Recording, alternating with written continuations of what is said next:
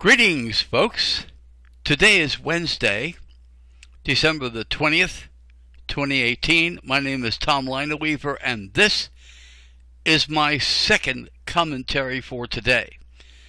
In my earlier commentary, I mentioned that I had a hearing today, and I didn't expect to do a commentary today, except for the one early this morning.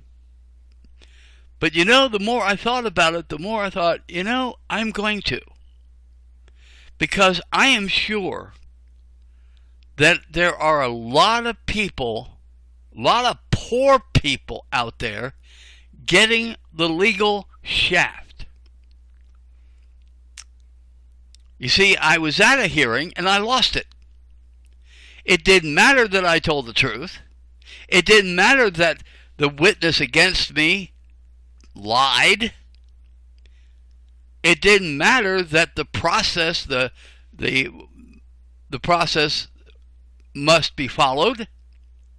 Like, for example, my lease says that I need to have a notice to quit, a 30-day notice to quit, which I did not get. I told District Justice Verna that, and it didn't seem to matter. The truth did not seem to matter in that man's courtroom. Because, I believe it's because I'm a poor person, didn't have a lawyer, can't afford a lawyer, but this lawyer made the lies sound like the truth. Now, I'm sorry, Mr. Turner has perjured himself. Now what can be done about it? Can I, a poor person, go to the district attorney and say, hey, this guy perjured himself? Anyway, this is not going to work. Poor people are getting the shaft in our judicial system. There's an article, and this is on Thrive Global website in their community section. It was written on August the 20th, or it was posted on August the 24th, 2017. It says, "No Justice for the Poor." That's the title of it. Lawyers and Cash. It is by Joyce Bowen, child advocate, BB brand ambassador. And the article, again, is called No Justice for the Poor. This is what she says. It is well known that justice for the poor is rarely met. In speaking to a legal representative about a case I was involved in, he told me that lawyers only defer to professionals even in cases where professionals have acted unethically. I can attest to that. He further told me that he suspected it was all relative to how much money can be made by a lawyer. The poor have limited funds, so they are not cash cows. Lawyers typically do not approach cases in which there is no money to be made. The poor are at risk, even for death, as a result. They are easily victimized. Let me tell you something. I was on Section 8. Oh, this is not the article. I was on Section 8 for a long, long time. Never had any problem. Now, this time around,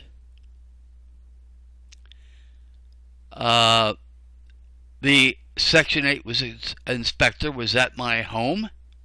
He inspected, and I don't know what it was because I don't pay attention to the inspector much when he's here. But apparently there was something he saw, and he told them it has to be fixed. Well, they didn't fix it. Now, the reason this guy, this property manager, gave for not fixing it is that I refused to let the workers in. And that was a lie. And when I was in court this morning, when the time came, I asked him to prove it. Do you know what the proof is? A written record with the lie written on it. It's a record. They said it's a record. That's, and even though that that on this record was a bunch of lies, that was good enough for the judge. You see, poor people are at a disadvantage in this country in our judicial system. Back to the article, living in a corporate society is not easy for the poor. Where there is no money to be made, the poor become chattel. The poor are subjected to treatments and drugs, ripping their lives apart, while those in power reap the benefits of monetary compensation for bennies, benefits like trips, hotel rooms, etc., bennies, from companies promoting products. In these cases, the poor person is not often on the system. In third world countries, people become the source of slave labor.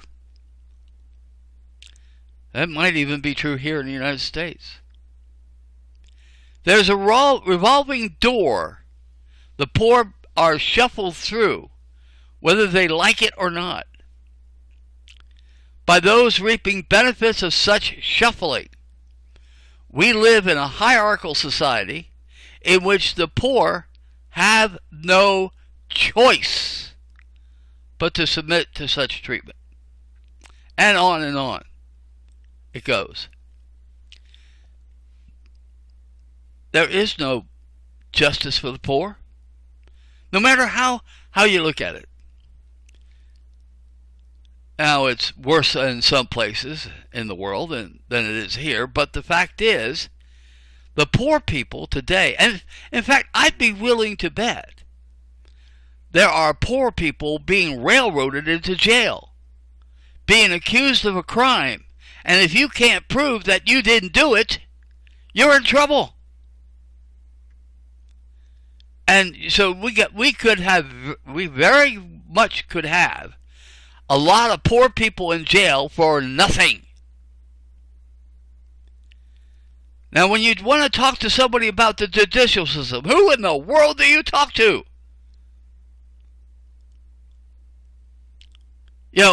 Representatives of the people don't seem to care. Whether it's a House of Representatives at the federal level or House of Representatives at the local level. They're supposed to be representatives of the people. Are they? Somewhere along the line, and this is what the problem is our judicial system is not based on truth. Like I said, in my case today, I told the truth. The guy, my opposition, the witness, the prosecution witness, or whatever you want to call him, he lied. He lied. Technically, he committed perjury. Now, who do I go to and say, hey, this guy needs to be charged with perjury?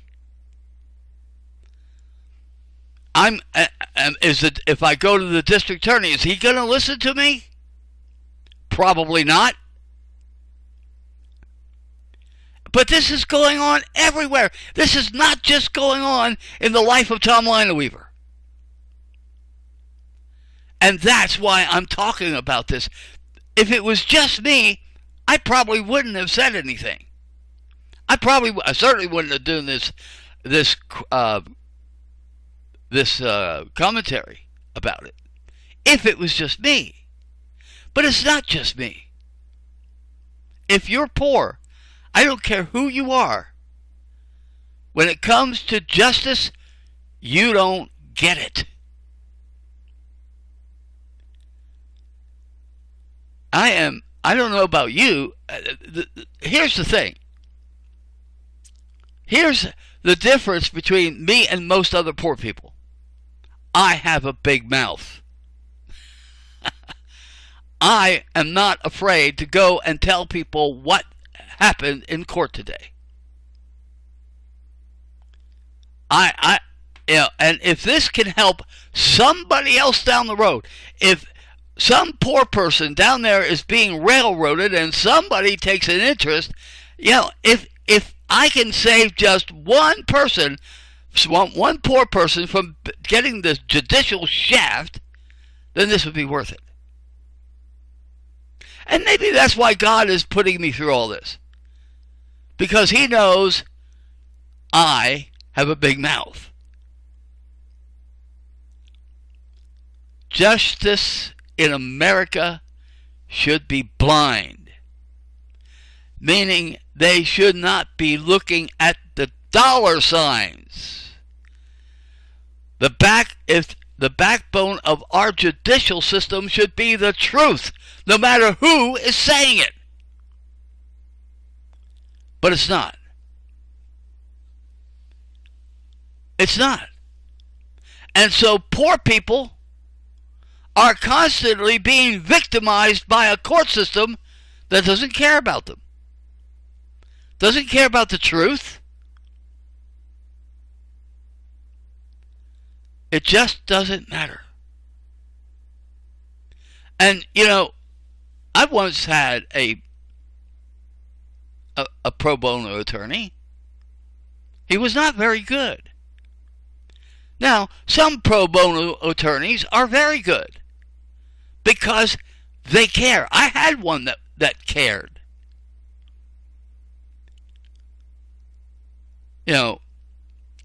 But now I'm going to face an appeal. And I just have to hope and pray that the Lebanon County Court of Common Pleas judges do care about the truth. Do care about proper procedure. If they don't, I'm cooked. And I'm going to be homeless. And I'm ultimately going to die because, you see, I am not in the best of health. I'm taking a bunch of stuff to stay alive. Vitamins and, various different supplements. And when supplements don't work, I do take the doctor's stuff. I'm taking a water pill. And the fact that I'm in ill health, which I mentioned in court today, because at the time in question, February, March, April, at the time in question, I was very sick. In fact, part of the time I was actually in the hospital. So I don't know if the workers showed up when I was in the hospital. I certainly wouldn't know about that. And I told the property manager, I said, look, I'm a very sick man. I need my rest. That didn't seem to matter. Of course, he probably doesn't believe in God. So, you can't expect good morals out of an evil man, can you? Anyway, but I told him, I'm sick, I need my rest. I want to rest in the morning, and I said the workers can come here at any time afternoon.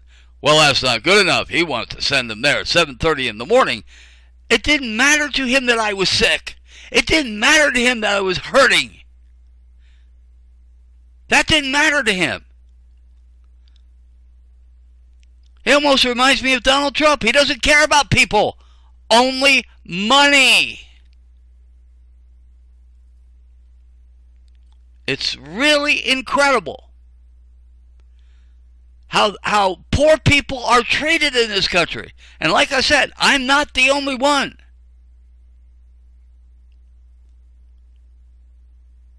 And when we have a judge in a courtroom and the truth doesn't matter to him, what are we supposed to do?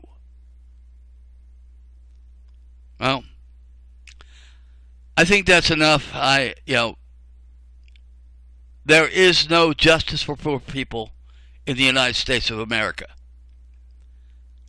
I would like to see that change, but I don't know how. How in the world can you change it? Rich people control everything. They control Congress. They control the president. They control the 50 governors throughout the state. They control the legislatures of the states. So poor people don't have a chance in this country. So I don't know who to go to and talk about this problem. That's why I'm doing this commentary about it. If people rise up about this, maybe, just maybe, and I'm not talking about being violent. I'm not talking about being violent. But what I am talking about is voting these rich people out of office, or voting their flunkies out of office, whatever the case may be. Get rid of the incumbents, get new people that's going to care about people, not money. Money, I'm sorry. If all you care about is money, you don't deserve to sit in any political office. We need politicians that are going to care about people for a change. Anyway, I'm really sorry if this offends anybody, but I don't really care if it does offend anybody. See, people should get offended by this message. These people in these courtrooms around this land ought to be offended.